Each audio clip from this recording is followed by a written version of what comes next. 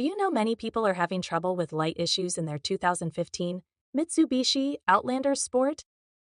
Don't worry. In this video, we'll show you how you do this. Let's start. Step 1. Check battery health. If your lights are dim or not working, it may be a battery issue. Check and recharge or replace the battery as needed. Step 2. Inspect headlights. Inspect the high-intensity discharge headlight and other bulbs for any issues. Replace or repair as necessary. Step 3. Repair LED lights. Note that the rear side marker light, tail, and stop light are LEDs.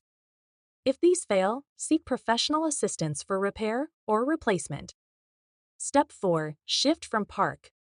If you have trouble shifting from PARK, press the brake pedal while shifting the selector lever. Step 5. Defog windows. For fogged windows, set the mode selection dial to the appropriate position and turn on the blower. Step 6. Address engine issues. If the engine doesn't start or the horn is weak, address these issues promptly to ensure a safe drive. By following these steps, you should be able to address any light issues in your 2015 Outlander Sport efficiently. Still need help?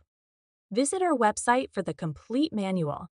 There you will also find questions and answers from other Mitsubishi users. Did you find this video helpful?